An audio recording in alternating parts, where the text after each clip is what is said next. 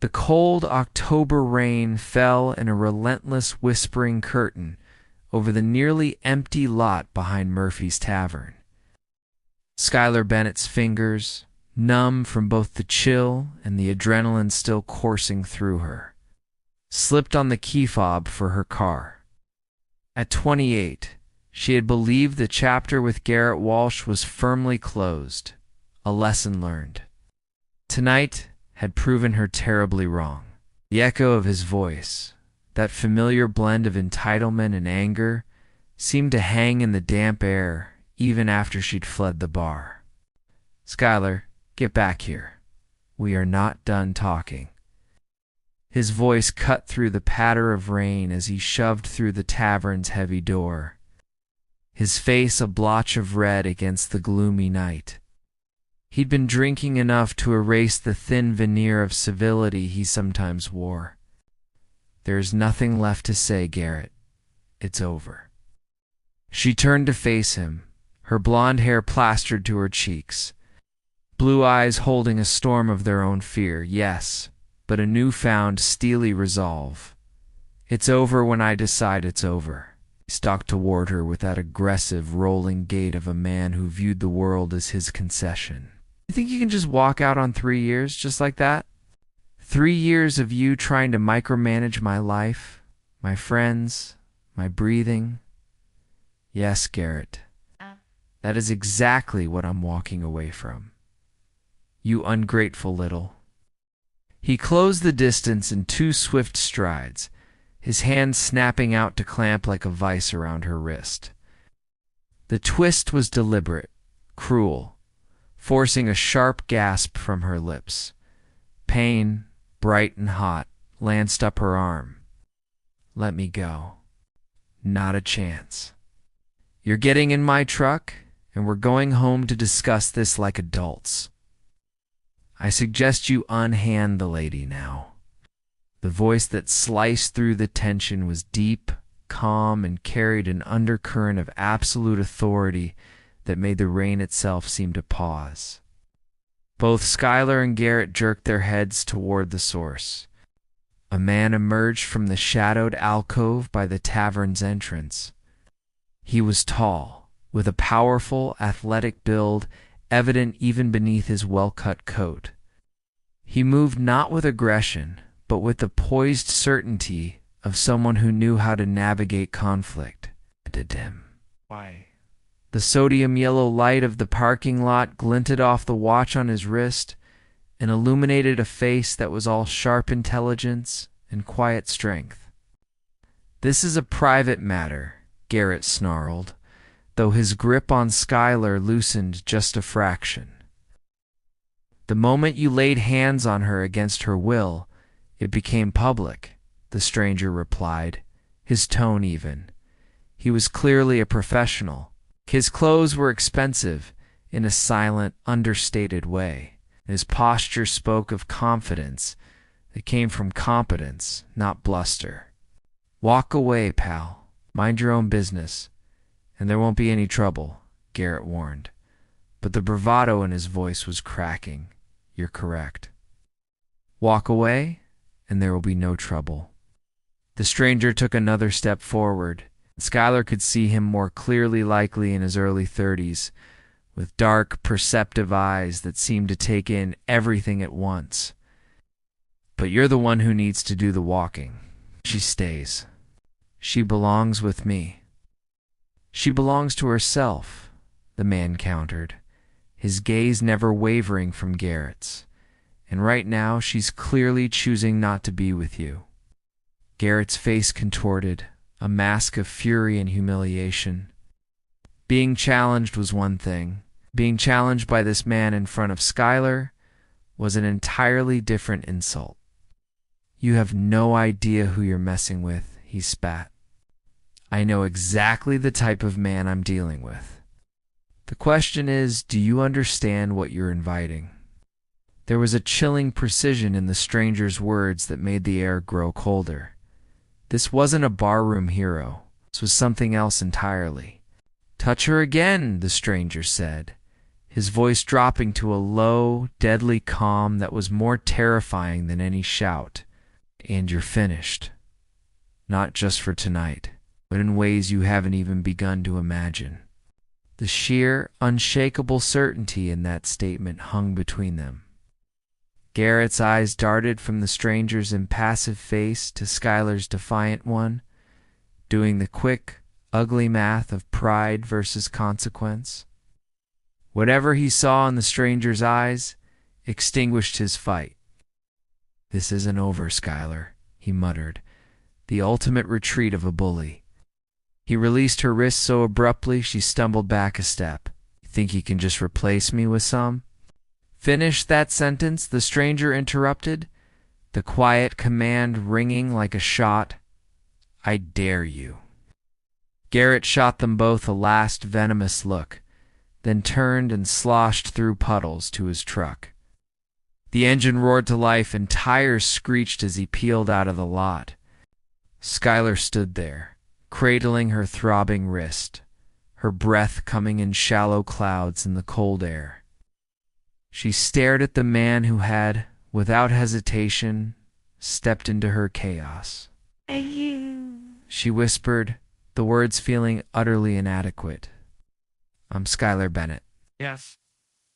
"Kendrick Robinson," he replied, offering his hand not for a shake but as a steadying gesture. His touch was warm, firm. "Are you hurt?" "Just bruised. It's nothing serious." She took his hand briefly, grounding herself. "I'm so sorry you had to get involved in that. You have zero to apologize for." His eyes scanned her face, genuine concern in their depths. "Are you okay to drive?" "I think so. Where's your car?" He didn't let go of her arm, offering support as they moved. She nodded toward a silver Honda Civic parked under one of the few functioning streetlights. "Over there?" "I'll walk with you." As they crossed the slick asphalt, Schuyler stole glances at him. His intervention had been so seamless, so controlled. He had dismantled Garrett's aggression, not with matching fury, but with undeniable authority. It was unsettling and profoundly reassuring all at once. "Can I ask you something?" she ventured as they reached her car. "Of course. Why did you step in?" Most people, they would have looked away. For the first time, a flicker of personal history crossed his composed features. Most people haven't spent a lifetime watching someone they love be treated like property by men who confused control with affection. The raw honesty of it stole her breath. It wasn't a platitude. It was a scar. "I'm sorry you experienced that. I'm sorry you're experiencing this now." He leaned slightly against her car, shielding her from the drizzle. "How long has this been going on?" The relationship lasted 3 years. The tightening grip started around month 6, but I kept making excuses. Work stress, insecurity, love. She gave a bitter laugh. "Now I see it for what it was. I wasn't a partner. I was a possession." He was furious to see slipping away. "That's a painful realization," Kendrick said, his voice soft. "But it's also the first step to truly being free." As Schuyler unlocked her car door, Kendrick placed a hand on the frame, his expression turning gravely serious. "Schuyler, men like your ex don't accept defeat. They regroup. Do you have somewhere safe to stay tonight? My apartment. He doesn't have a key anymore, and the locks are good. What about a friend or family member nearby who could check on you? My roommate is traveling, but my neighbors, they're close. They'd hear if anything happened." Kendrick pulled his phone from his pocket. "Put your number in here. I want you to call or text me anytime, if he shows up, or if you even just feel uneasy. No questions asked." "Kendrick, I can't ask you to. You're not asking. I'm insisting." His tone brooked no argument. She took the phone, her fingers trembling slightly as she entered her contact information. The gesture felt intimate, a tether thrown across the chaotic waters of her night. "Can I ask? What do you do? For work, I mean?" "I'm a defense attorney, Specialize in cases involving domestic violence and protective orders. A piece of the puzzle clicked into place. That explains how you knew exactly what to say to him. Experience teaches you that bullies often speak one language: consequence. When they meet someone who fluently speaks it back, they usually lose their vocabulary. As Skylar drove back to her downtown Charleston apartment, the image of Kendrick Robinson held firmly in her mind, a calm, solid presence against the storm. She'd known enough men to distinguish real strength from performative anger.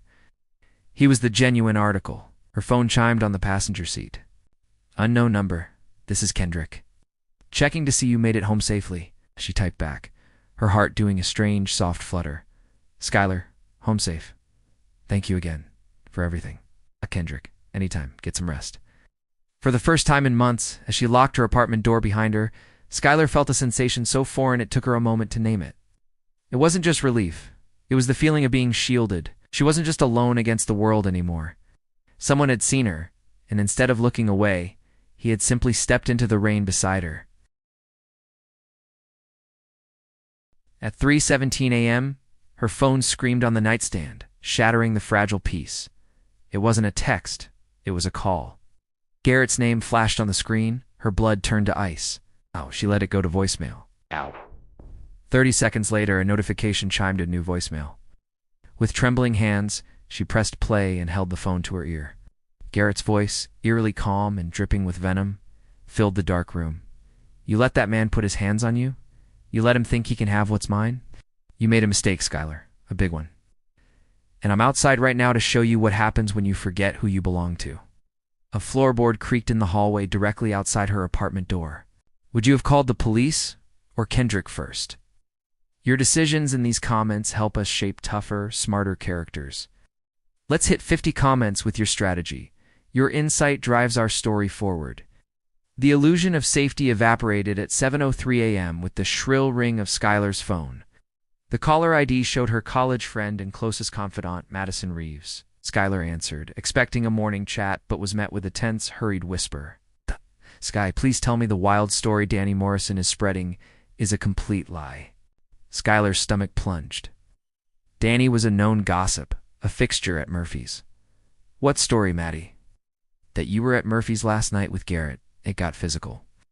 And some random black lawyer you're apparently now dating stepped in and threatened to ruin him. Garrett's friends are saying you left him for this new guy, and that's why he was so upset." The distortion of the truth was so profound that it left Skylar momentarily speechless. That isn't what happened. A stranger saw Garrett assaulting me and intervened. He gave me his card because he's a lawyer who handles this stuff. That's it. "I know that, and you know that," Madison sighed, her voice laced with worry. "But you know how this town talks, especially when it involves, a black man and a white woman." Skylar finished flatly, the reality dawning. Her private trauma was now public fodder, filtered through a lens of bigotry. "Just be careful, okay? Danny's dad, Harold Morrison, is tight with your boss. This kind of gossip doesn't stay in the bars." The call ended, leaving Skylar with a cold dread seeping into her bones. Kendrick's intervention hadn't just stopped Garrett. It had lit a fuse in the powder keg of Charleston's social order. By 10 a.m., the professional fallout began. Her desk phone buzzed with a summons to Robert Preston's office. Her supervisor's tone was unnervingly formal. "Skylar, I need to see you as soon as you're in today." "Is there an issue with my claims work?" she asked, already knowing the answer. "Just come to my office, please." Robert Preston's expression when she entered was a masterpiece of paternalistic disappointment. He gestured for her to sit, steepling his fingers. "Skylar, I've been made aware of some concerning narratives regarding your personal conduct." She forced her voice to remain steady. "What narratives are those, Mr. Preston?" "Narratives involving public altercations and associations that could reflect poorly on the professional image of Preston Insurance?" He wouldn't meet her eyes, focusing instead on a paperweight on his desk. "My personal life is separate from my work. My performance reviews have always been excellent. They are separate until they become a public spectacle," he countered, his voice hardening. "When those personal choices make our clients uncomfortable, they become a company matter." "Which choices?" Skylar pressed, her anger beginning to simmer. "The choice to not be assaulted in a parking lot, or the choice to accept help from someone who happened to be there?" He flinched slightly at her directness. The choice to engage in a controversial interracial relationship that is now the talk of the town. Perception is a fragile thing in business. Controversial interracial relationship, she repeated, the phrase tasting like ash. I am not in a relationship. I was helped by a compassionate human being. Shh. Are you suggesting, Mr. Preston, that the color of my rescuer's skin makes his aid inappropriate? I am suggesting, he said slowly, choosing his words with deliberate care, that you be mindful of associations that challenge traditional community values. It can have a limiting effect on one's professional trajectory. The threat, though veiled, was crystal clear. Her job, her livelihood, was now leverage. She left the office feeling hollowed out. The predator in the parking lot was one thing. This systemic, smiling pressure was another monster entirely. That evening, she called Kendrick. He needed to understand the ripples his act of kindness had caused. Kendrick, it's Skylar. We need to talk about what's happening. What's going on? His voice was instantly alert, the lawyer and him tuning in. The story about last night is all over town. Mutated. They're saying I left Garrett for you, that we're dating. My supervisor just warned me that my associations' word could hurt my career. Kendrick was silent for a long moment. She could almost hear him processing, weighing. Skylar, he finally said, his voice heavy. I am deeply sorry. I intended to protect you, not paint a target on your back. You didn't do this. Your prejudice did. But I am the catalyst, and I have a responsibility to understand the collateral damage. He paused. Perhaps the most helpful thing I can do now is step back. Give you space to handle Garrett without the added complication of me. The suggestion felt like a door closing, just as she'd glimpsed light on the other side. Is that what you want? She asked, her voice smaller than she intended. What I want is irrelevant. What's best for your safety and stability is what matters. He didn't answer the question. What do you want to do, Kendrick? She heard a slow breath on the other end of the line. I want to take you to dinner, not as a victim or a client, but as a woman whose strength in that parking lot was the most impressive thing I've seen in a long time. A warmth spread through her chest, battling the chill of the day. And what do you think is best for me? Honestly, I don't know. Dating me in this city, while you're dealing with an ex like Garrett, it's stacking challenges. It's asking you to fight a war on two fronts. What if I'm tired of making choices based on avoiding other people's discomfort? The words came out fierce, surprising her. What if last night didn't just make me feel protected, but seen? Then I'd say, we're two adults who felt a connection under extraordinary circumstances, he replied, his voice softening. And I'd like to explore that. If you're willing to walk into the storm it might bring, I'm willing. Are you? I'm if you are. Let's have dinner tomorrow, somewhere quiet outside the city. No drama, just conversation. They settled on the Maritime Grill, a family-owned spot in the coastal village of Somerville, known for its discretion. The following evening, Skylar arrived first, her nerves a fluttery mix of anxiety and anticipation. When Kendrick walked in, out of his professional attire and in dark jeans and a sweater, he looked different, more approachable, and somehow even more compelling. Thank you for choosing somewhere off the beaten path, she said as he slid into the booth across from her. I thought we could use a neutral zone, he smiled, a place where we're just two people sharing a meal. As they ordered seafood for her, steak for him, the conversation began to flow. They talked about work, but not the drama of it. She told him about studying business, about the quiet satisfaction of solving a complex claim. He spoke about law school at Emory, his early corporate days, and the moment he realized he needed his work to mean more than a paycheck. The switch to family law.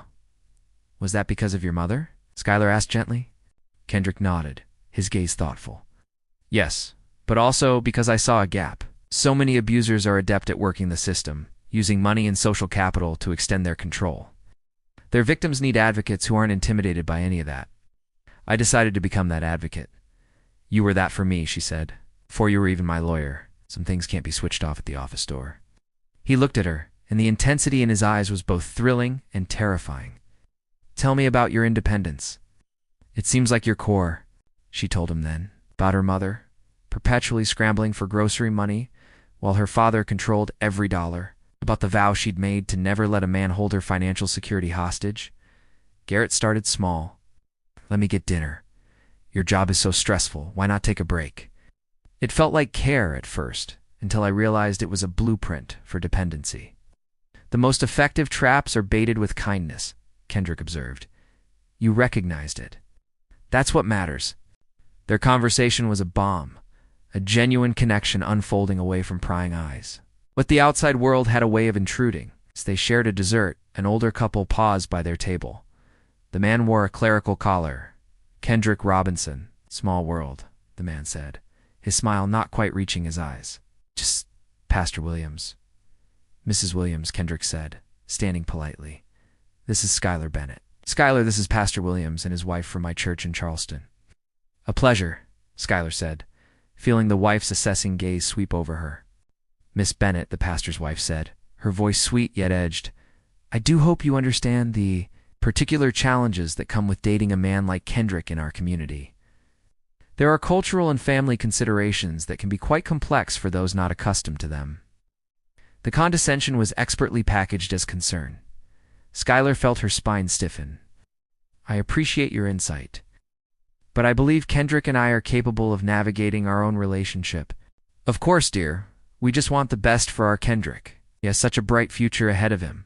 The unspoken warning hung in the air. Don't be the weight that holds him down. After they moved on, Kendrick sat back down, a weary frustration on his face. I apologize. Pastor Williams has strong views on maintaining cultural purity, and you still attend his church. I attend a church. It's my community, for better and worse. Changing minds sometimes means staying at the table. He reached across, his hand covering hers. But that doesn't mean I agree with his table manners.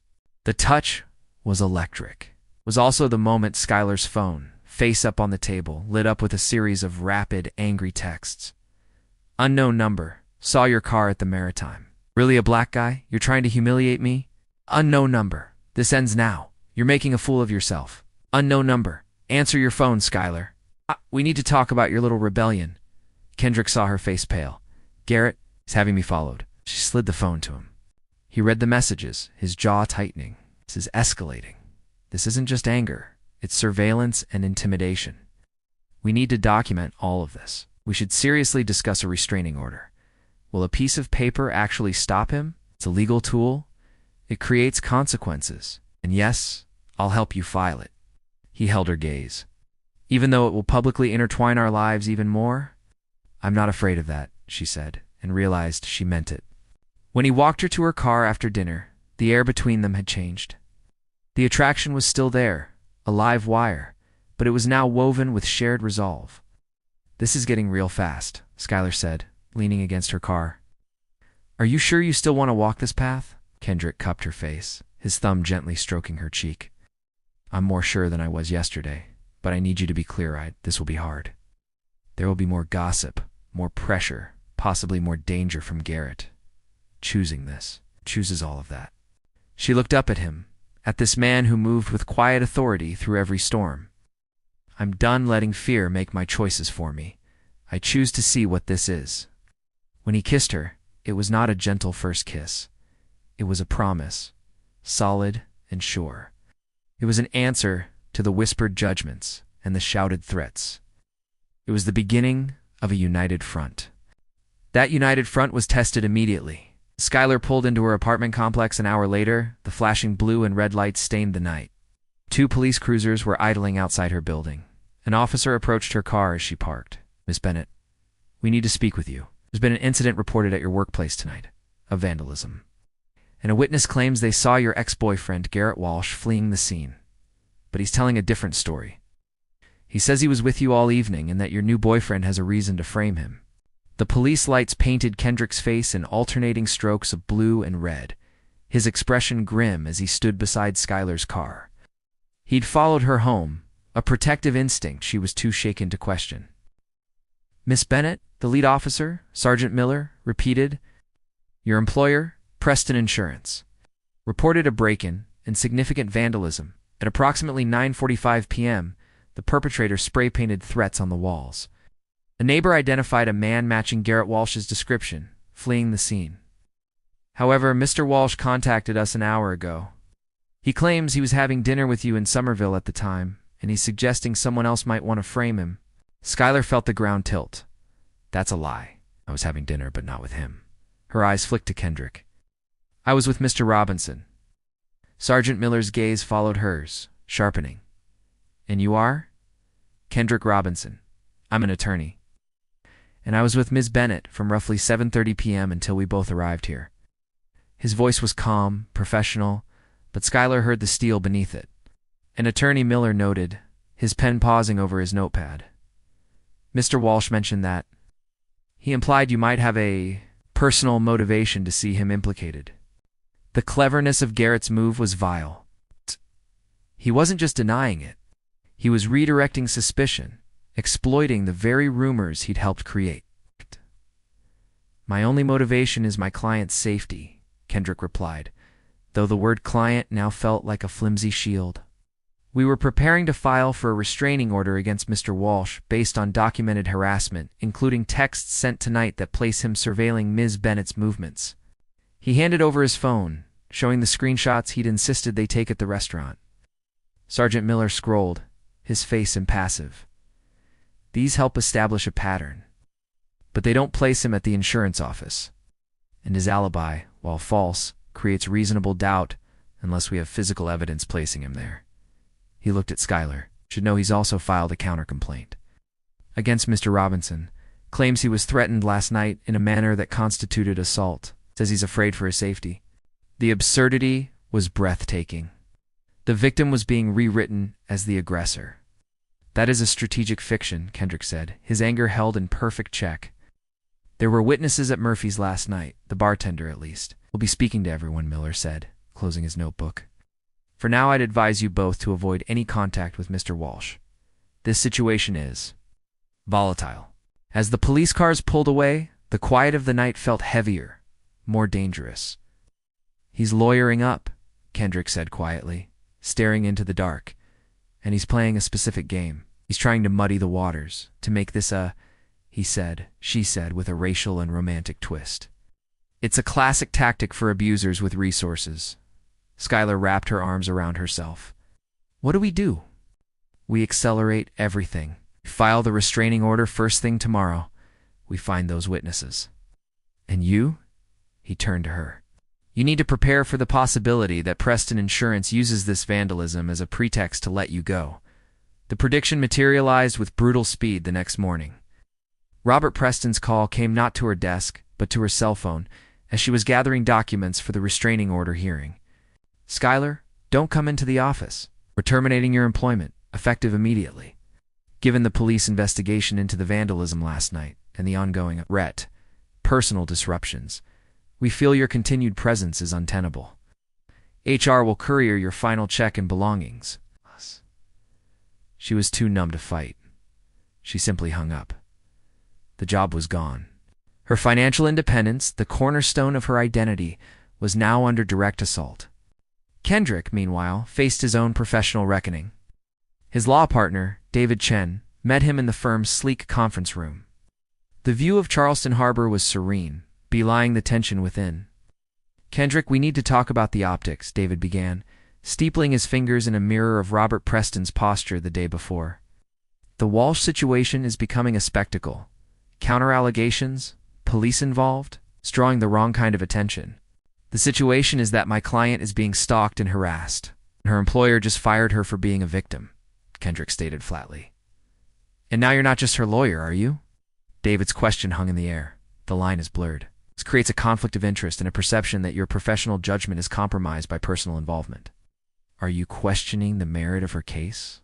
I'm questioning the wisdom of you being the one to lead it. High profile, emotionally charged, interracial, it's a minefield for the firm's reputation. Several of our corporate clients have made concerned inquiries.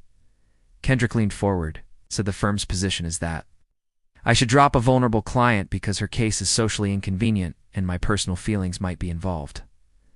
David sighed. My position is that you should consider whether your passion for this case is worth jeopardizing the practice we've built. There are other lawyers who could handle her restraining order, but none who understand what's really at stake here. This isn't just about one order, it's about a coordinated campaign. Her firing isn't a coincidence. The vandalism and Garrett's false alibi aren't the work of a lovesick ex. Someone is pulling strings. David studied him. You're talking about a conspiracy. I'm talking about power. It's a kind that doesn't like its boundaries crossed. And if this firm is too nervous to stand with a client against that, then maybe I've outgrown this partnership. The ultimatum, once spoken, couldn't be withdrawn. David's face tightened. Think very carefully, Kendrick. I have. Kendrick stood. Skylar Bennett's safety is my priority. If that's incompatible with the firm's direction, I'll draft my withdrawal papers. The fight had now cost Skylar her job and Kendrick his partnership. That afternoon, in the stark, quiet office of a courthouse commissioner, they presented their petition for the restraining order. Garrett, represented by a slick, expensive lawyer, was there. He didn't look angry. He looked smug. The hearing was a nightmare of insinuation. Garrett's attorney painted a picture of a woman scorned, fabricating threats to pursue a new, socially controversial relationship. He referenced the disturbing incident at Preston Insurance, implying Skylar's involvement was unclear. He presented the dinner texts as an ex-partner's concerned attempts at communication. Kendrick was meticulous, presenting the timeline. The witness statement from the Murphy's bartender who corroborated the assault, the documented pattern of texts. He spoke not as a boyfriend, but as a fierce, brilliant advocate. Yet the commissioner, an older man with a weary expression, seemed swayed by the ambiguity. Given the conflicting narratives and the lack of direct physical evidence of a recent immediate threat, the commissioner intoned, I'm granting a temporary order for 7 days. This is not a finding of fault, Mr. Walsh. This is a cooling-off period. Use it. All parties will reconvene next week for a full hearing, where I expect clearer evidence. It was a half-victory, a fragile piece of paper. Outside the courtroom, Garrett brushed past them, his lawyer in tow. He stopped, leaning close to Skylar, his voice a low, triumphant whisper. Temporary. See? The system knows a liar. Enjoy your situation while it lasts. His eyes flicked to Kendrick with pure contempt before he walked away. The weight of the week crashed down on Skylar in the courthouse lobby. The job, the gossip, the terrifyingly casual way Garrett was manipulating reality. She felt hollowed out. Kendrick guided her to a bench. Listen to me, he said, his hands on her shoulders. He's using the system, but the system has cracks. We found one today. We have 7 days to shove a mountain of truth through it. What if it's not enough? The question was a whisper of despair. Then we find another way. We go to the media. We file a civil suit. We leave this damn city. He lifted her chin. But we do not let him win. You have survived 3 years of his control. You've stood up in that parking lot. You are standing up now. This is the hard part, Skylar. This is where they test your resolve. So I need to know, are you in this fight, truly? She looked into his eyes, seeing not just a protector, but a partner who had just risked his career on her word. She saw the reflection of her own fury, her own refusal to be erased. The hollow feeling filled with something solid, something ferocious. I'm in. The words were solid, sure. But it's not my fight. It's ours. For the first time that day, Kendrick smiled. A real, weary, but unwavering smile. Ours, he agreed. That night, as they worked late in Kendrick's home office, building their case for the full hearing, a news alert popped up on his laptop. It was from a local blog known for sensationalism. Headline was brutal. Love triangle turns vicious. Local woman at center of alleged stalking. Vandalism. The article was a masterpiece of bias, heavily quoting a source close to Garrett Walsh and hinting at complicated racial dynamics. A photo taken outside the courthouse that very day showed Kendrick with his hand on Skylar's arm, his face intense. The caption read, "Her attorney, Kendrick Robinson, offers comfort." The narrative was being written for them, and it was ugly. Skylar stared at the screen, a new kind of fear taking root, the fear of being forever defined by a lie. Kendrick closed the laptop lid with a definitive snap. They're controlling the story, he said, his voice cold. We started telling our own. Telling their own story meant going to the one person Skylar dreaded most, her mother. The call home to North Carolina that night was a disaster. Her mother's voice, laced with panic and judgment, echoed through the speaker. A black lawyer, Skylar? And he's got you mixed up in police trouble and lawsuits? Your father is livid. We saw that awful article online. You need to come home, drop all this. and apologize to Garrett before you ruin your life completely." As Skylar tried to explain, a beep signaled another call. It was Emma Rodriguez from the Southern Poverty Law Center. "Miss Bennett," the no-nonsense voice said, "we've been monitoring your case. We believe you're facing a coordinated effort of racial and gender-based harassment. We'd like to offer the full weight of our legal resources.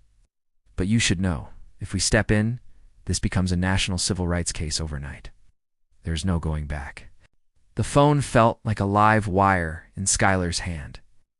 In one ear, her mother's voice, strained with a lifetime of conditioned fear, pleaded for a retreat to a simpler, smaller life. In the other, Emma Rodriguez's crisp.com tone offered a path into a firestorm. "Mom, I have to take this other call. It's important. I'll call you back." She didn't wait for the protest, ending the first call with a stab of guilt. "Ms. Rodriguez? I'm here."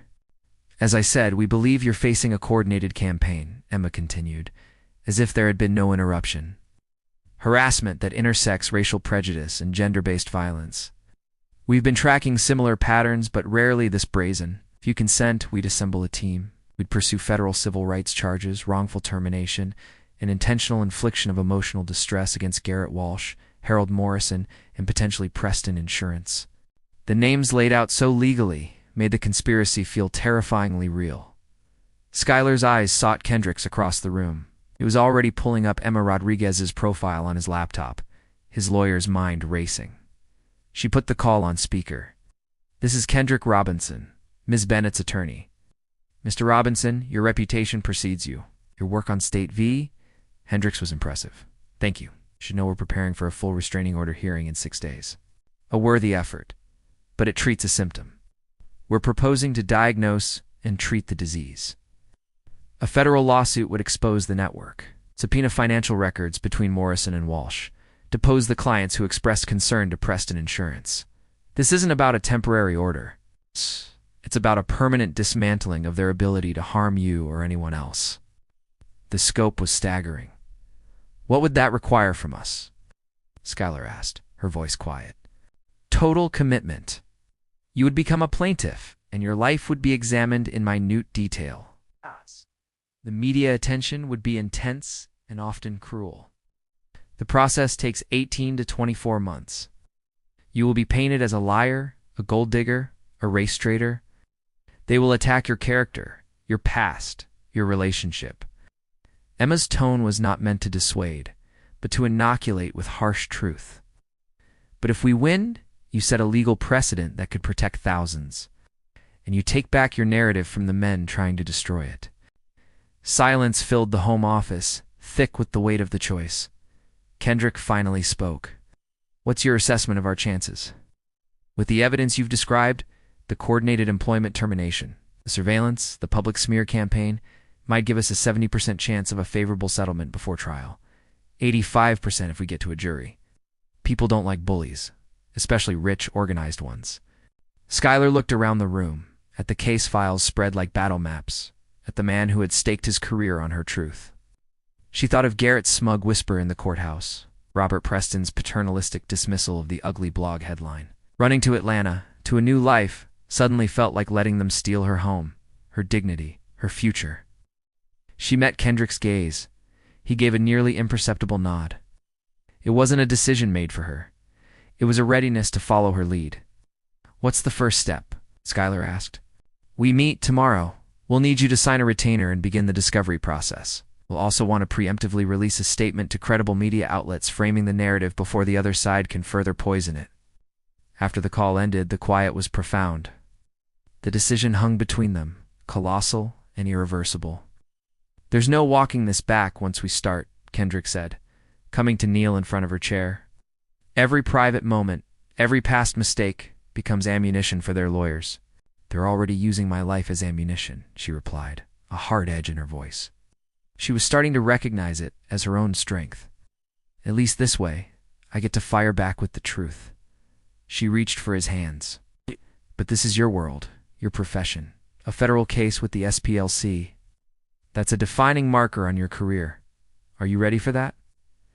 "My career is about justice," he said, his thumbs tracing circles on her palms. "This is the most just fight I've ever seen. and I get to fight it next to the bravest woman I've ever met. So yes, I'm ready. The following week was a whirlwind of strategy and scrutiny. The temporary restraining order hearing was eclipsed by the seismic news of the federal lawsuit. Emma Rodriguez held a press conference on the steps of the Charleston Federal Courthouse, flanked by Skylar and Kendrick. Skylar, in a simple navy blazer, felt exposed under the glare of cameras and shouted questions. "Ms. Bennett, are you doing this for money? Mr. Robinson, isn't this a conflict of interest? You really expect people to believe this is about civil rights and not a messy love triangle?" Emma handled them with the deft skill of a seasoned general. This case is about whether a woman in America can be systematically punished for ending a relationship and accepting help from a man of a different race. It is about the weaponization of social prejudice and economic power. I intend to prove that the answer is a resounding no. The local reaction was a study in contrasts. Pastor Williams, to his credit, called Kendrick. "I don't agree with your personal choices, Kendrick," he said, his voice heavy, "but what's being done to you both is sinful. My church will not be a platform for hatred. You have my quiet support." Other quiet support came in the form of notes slipped under Skylar's door from neighbors, and messages from former colleagues at Preston Insurance expressing shame. But the loud opposition was vicious. Social media erupted with ugly commentary. Skylar's photo was doctored and shared in racist meme groups. Harold Morrison gave an interview to the local paper, portraying himself as a concerned community steward, upholding traditional values against aggressive social engineering. The legal machinery once engaged was merciless. Subpoenas flew. Garrett's financial records were demanded. The private investigator who had followed them was deposed, and under oath, revealed he'd been hired and paid through a shell company owned by one of Harold Morrison's business ventures. Connection was now a matter of court record. But as the discovery phase deepened, the personal cost spiked. Kendrick's former firm formally dissolved their partnership. He rented a smaller office, hanging his shingle as a solo practitioner with the SPLC as co-counsel. Skylar, unable to find work in her field in Charleston, began remote classes for a paralegal certificate. A practical move that also felt like arming herself for a long war. One evening, exhausted after a grueling day of reviewing deposition transcripts, Skylar broke down. The stress was a constant, humming pressure. "I'm so tired of being strong," she whispered, tears of frustration finally falling.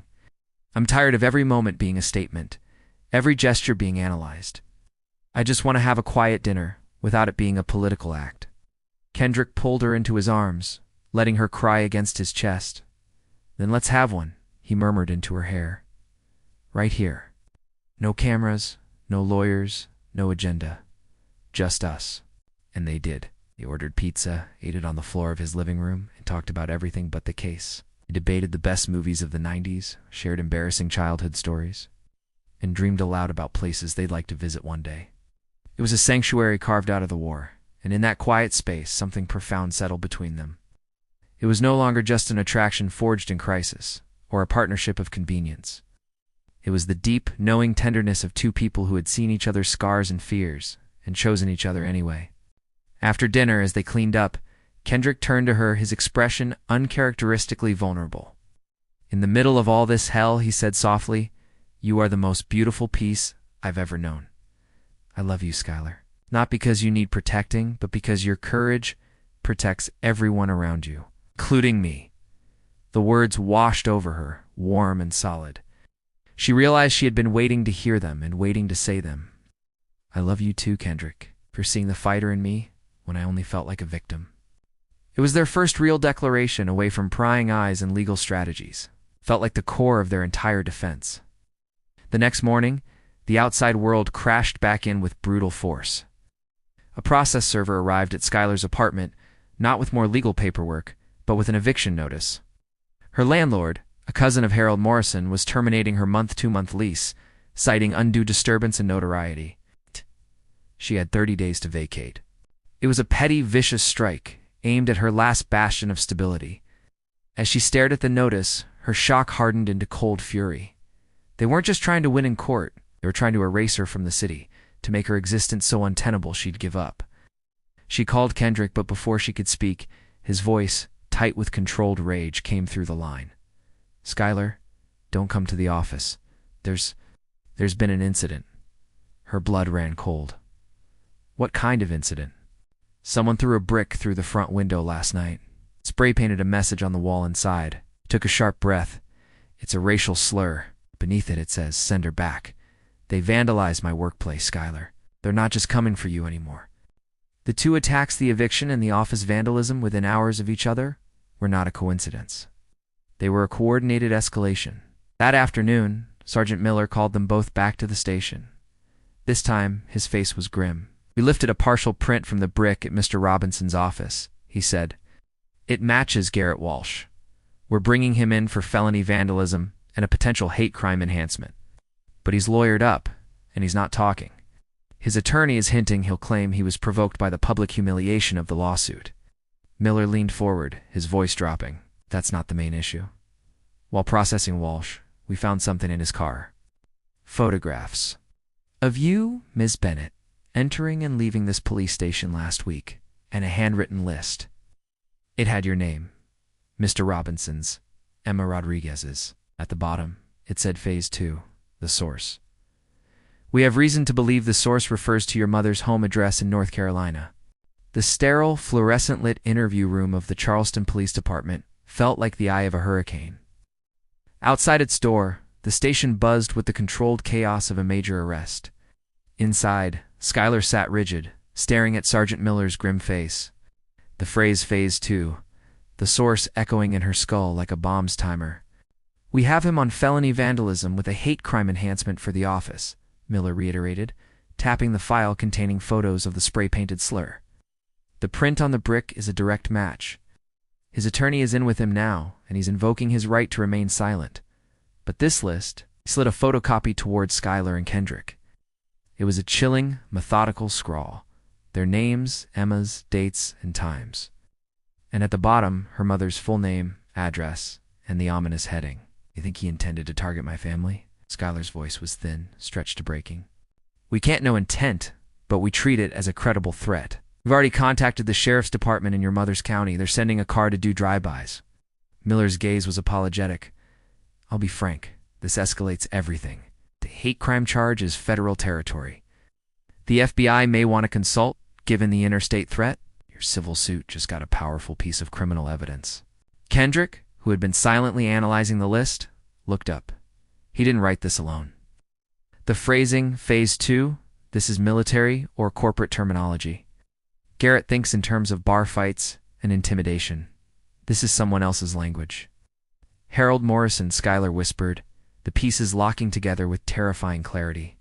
"The shell company, the private investigator. He's the strategist." "Yes, Garrett's just the weapon." "Which is why Garrett's silence is so convenient," Kendrick said, a cold fury in his eyes. "He takes the fall for the physical acts, while the mastermind stays clean, whispering about community values to the press. They've created plausible deniability. The strategy was clear, but it had a fatal flaw, the list. It was a tangible thread connecting the violence to a broader conspiracy. As they left the station, the flash of cameras erupted. News of Garrett's arrest had leaked. Reporters shouted over one another. "Ms. Bennett, do you feel vindicated?" "Mr. Robinson, is it true the vandalism included a racial threat? Are you afraid for your family?" They didn't answer, pushing through with Emma Rodriguez, who had arrived like a shield, making a brief statement about the justice process moving forward before ushering them into a waiting car. The following days were a brutal paradox. There was a visceral sense of victory in Garrett's mugshot being publicly displayed, but it was drowned by a tidal wave of horrific backlash. The online vitriol intensified, now accusing Skylar of being a manipulator who had sent an innocent man to jail. Harold Morrison gave another interview, his sorrowful performance a masterpiece of deflection. "This is a tragic result of a situation that spiraled out of control due to outside agitation," he told a sympathetic reporter. "A young man's life is now potentially ruined over a private relationship dispute that was weaponized by political activists." The most devastating blow, however, came from a place Skylar had once called home. Her father called. There was no greeting. "Your mother is in the hospital, stress-induced angina. She's stable, but the doctors say it was brought on by severe anxiety. The sheriff came by the house, Skylar, then reporters. Then a car sat down the street for hours last night. She's terrified. She thinks they're coming for her because of your choices." His voice broke, not with sadness, but with accusation. Is your crusade worth your mother's life? The guilt was a physical weight, crushing the air from her lungs. She collapsed onto Kendrick's sofa, the phone slipping from her hand. She had wanted to fight for principle, for love, for justice. She hadn't factored in her mother's fragile heart as collateral damage. Kendrick gathered her in, holding her as she shook with silent, despairing tears. "This is what they do," he murmured, his voice thick with his own anger and helplessness. "They attack the periphery when the center holds strong. They know your heart, so they aim for it. I can't do this to her," she sobbed. "Then we get her out of the line of fire," he said, his mind already shifting to tactics. "We bring her here." "To Charleston." Schuyler looked up aghast. "Here, into the middle of this, to a secure building with a doorman and private security I've already hired. Away from a lonely house in North Carolina, where a sheriff's drive-by is her only protection. Here, she's with us. She's safe. And she can see for herself what we're fighting against and who we're fighting for." It was a radical, risky move. Convincing her parents required Kendrick getting on the phone with her father. His attorney's composure, a stark contrast to the older man's fear. He spoke not as a boyfriend, but as a security consultant, outlining threats and solutions with chilling clarity. It was the language of protection her father understood. Reluctantly, he agreed to bring Schuyler's mother to Charleston once she was discharged. The personal war was merging with the legal one. In federal court, Emma filed a motion to add Harold Morrison as a named co-conspirator in the civil suit, citing the evidence from the private investigator and the pattern of coordination evidenced by the shell company payments. The motion was explosive, splashing Morrison's name across headlines, not as a community leader, but as an alleged orchestrator of harassment. Morrison's response was swift and brutal. He filed a countersuit for defamation, seeking millions in damages. Also used his influence to pressure the city to revoke the permit for a community fundraiser the SPLC was holding for Schuyler and Kendrick's legal expenses. The message was clear. His reach was long, and he would use every lever of power to crush them. The night before Schuyler's mother was due to arrive, the pressure reached its zenith. Kendrick received an anonymous email to his new law office account. It contained no text, only an attachment, a grainy, long-lens photo of Schuyler, age 19, leaving a college party, clearly intoxicated, being helped by a male friend. The implied narrative was ugly and obvious. The subject line read, "What will the jury think of your saint?" It was a shot across the bow, a warning that they would dredge her past and distort it. Kendrick immediately forwarded it to Emma and their cybersecurity expert, but the psychological impact was designed to paralyze. Schuyler looked at the photo, a memory from a lifetime ago, now weaponized. Instead of shame, she felt a final, crystallizing rage. They had attacked her present, her future, her family, and now a ghost from her past. There was nothing left they could touch that hadn't already been violated.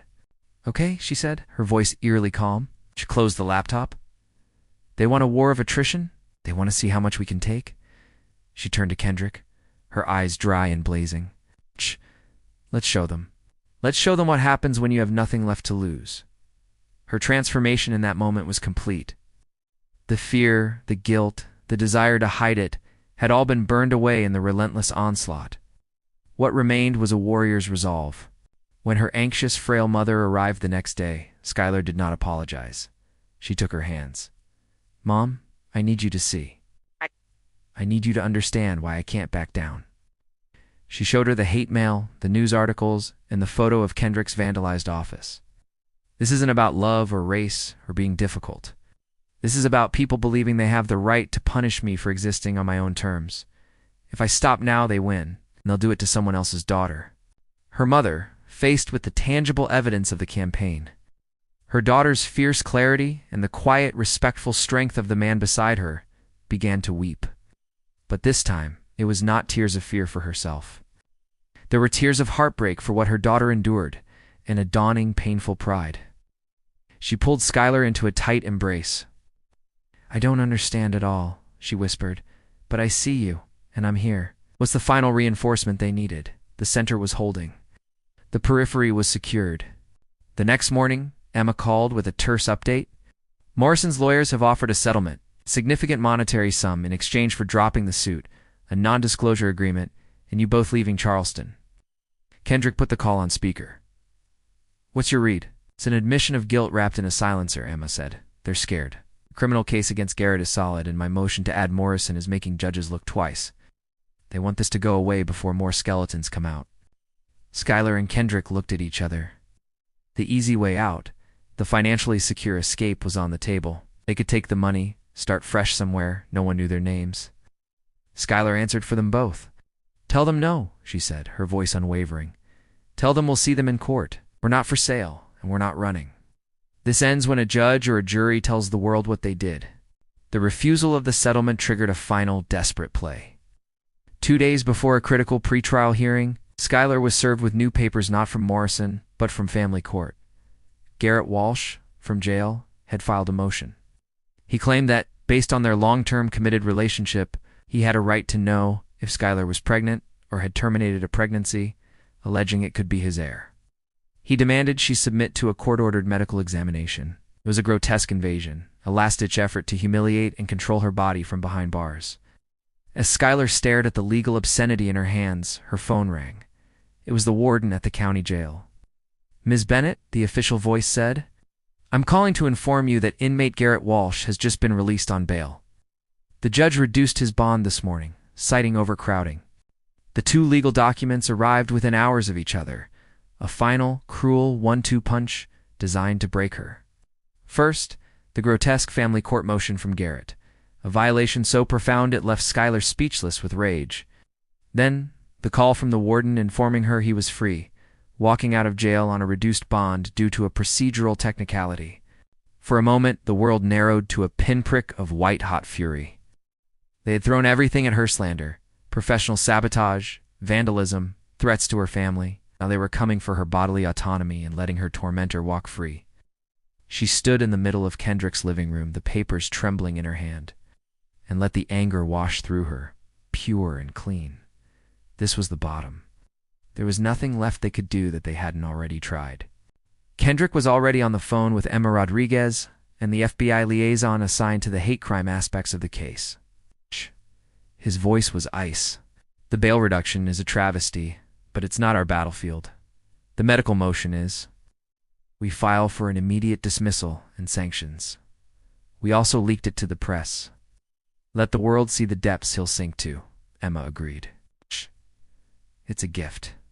It demonstrates a pattern of obsessive control so extreme that it will demolish any last shred of his credibility with the jury. I'll have our motion drafted in an hour. The strategy was a bold shift from defense to utter, uncompromising offense. They held a press conference that afternoon.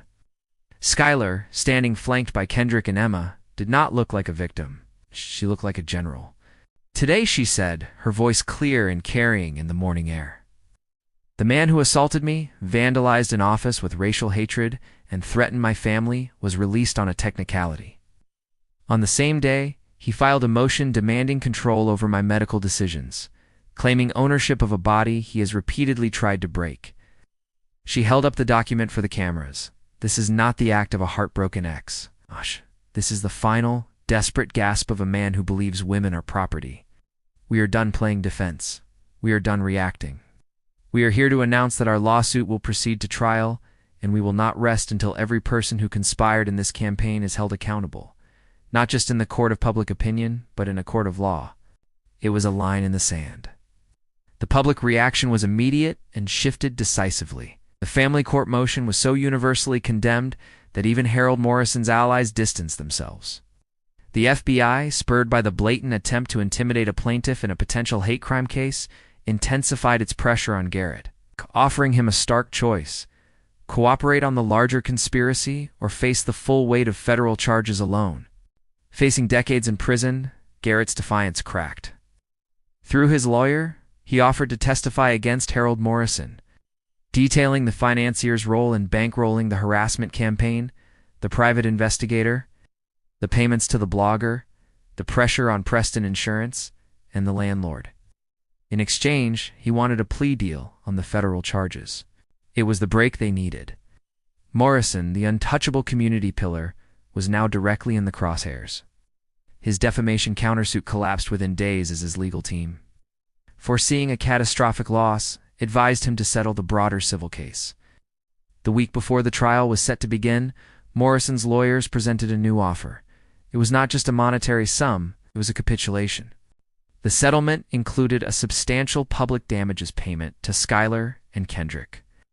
It required Morrison to issue a written public apology acknowledging his role in facilitating harassment. It mandated diversity and inclusion training for its businesses, and it included a clause donating a significant sum to local shelters and the SPLC. Most importantly, there was no non-disclosure agreement. They were free to tell their story. "It's a victory," Emma told them, a rare smile on her face. "You've won. You've exposed him, you've drained his resources for a cause he hates, and you've created a public record. Taking it to trial might get you more money, but this gets you justice and reform." Schuyler and Kendrick looked at each other. The war wasn't about money. It was about truth, consequence, and the freedom to live without fear. The settlement provided all three. They accepted. The morning the settlement was announced, they walked hand in hand through Waterfront Park. The autumn air was crisp, the sun dappling through the oak leaves. The weight that had lived on their shoulders for months was gone, leaving a strange, light feeling of peace. "What now?" Schuyler asked, leaning into his side. "We're not running. We're not hiding. We're just here." "We build," Kendrick said, squeezing her hand. "The firm Rodriguez, Robinson and Associates opens its doors next week. We already have a waiting list of clients, people who saw what we did and need that kind of fighter in their corner." He stopped, turning to face her. "And I want to build a life, but with you, officially, in front of everyone." He didn't get down on one knee. The gesture was too grand for the quiet, solid truth between them. He simply reached into his pocket, pulled out a simple, elegant band, and held it in his palm.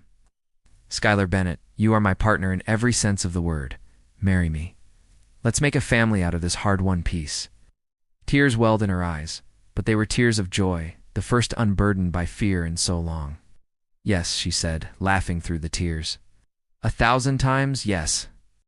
Their wedding 6 months later was not a society event. It was a celebration of their chosen family. It was held in the same community church where Pastor Williams, having publicly reconciled with Kendrick, offered a blessing on love that withstands the world's fury. Guests were a mosaic. Emma and her legal team, Sergeant Miller and his wife, the bartender from Murphy's, former co-workers who had quietly supported Schuyler, and Kendrick's family, who welcomed her with open, tearful arms. Even Schuyler's parents attended, her mother clinging to her father's arm, her face softer, finally understanding the strength in her daughter's choice. As they stood at the altar, Kendrick in a classic black tuxedo, Schuyler in a sleek, untraditional ivory pantsuit, they wrote their own vows. "Kendrick," Schuyler began, her voice steady and sure, "you stepped out of the shadows and taught me that true strength is quiet, that protection is not about control, but about empowerment. You saw the fighter in me before I did. You were my sanctuary and my inspiration. I promise to stand with you, to build with you, and to love you with the same fierce courage you've shown me every day." Kendrick took her hands, his eyes glistening. "Schuyler, you looked into the face of hatred and refused to blink. You took every blow and transformed it into resolve. You taught me that love isn't just a feeling, it's the bravest action we can take. I promise to stand beside you as your equal, to champion your dreams as my own, and to spend my life making sure you never doubt your worth, your power, or my unwavering love." The reception buzzed with laughter and music. Near the end of the evening, Harold Morrison, in a staggering act of either genuine remorse or shrewd public relations, appeared at the door. He did not enter, but asked to speak to them briefly on the porch. He looked older, diminished. "I won't intrude," he said, his voice low. "I came to deliver this in person." He handed Kendrick a sealed envelope. It was a copy of the first donation receipt to the SPLC, a sum larger than the agreed settlement. And to say, "My understanding was too small. It caused great harm. I am learning." He nodded once, turned, and walked back into the night. They never saw him again. But the systems he represented had been challenged, and in their small corner of the world, changed. As the music swirled and their friends danced, Schuyler rested her head on Kendrick's shoulder, looking out at the city that had tried to break them. The scars were there, the memory of fear, the echo of ugly words, but they were just that, memories. The present was solid, joyful, in theirs. "We did it," she whispered. "We did," he replied, pressing a kiss to her forehead. "And this is just the beginning." Their story, which started with a threat in a rainy parking lot, ended not with a whisper, but with the resilient, joyous noise of a life fully and authentically lived. They had chosen love over fear, truth over silence, and in doing so had forged a future strong enough to hold all their hard-won dreams. And as their first dance ended, Skylar noticed a young woman hovering at the edge of the dance floor, her eyes anxious but determined. She approached, clutching a manila folder. "Ms. Bennett." "Mr. Robinson, I'm sorry to interrupt, but I read about your case. I think my sister is in a situation like yours was, and her ex works for Harold Morrison. We don't know what to do." Skylar and Kendrick shared a look of silent, unified understanding. The work wasn't over. Their story had become a beacon. Kendrick gently took the folder. "Why don't you tell us everything?" he said. "You've come to the right place." "What did you think of Skylar and Kendrick's journey? Did their choices feel right to you? We have loved crafting this story with you, and your engagement has been our fuel. Let's send this series off with a goal of 100 comments, sharing your favorite moment or what this story meant to you.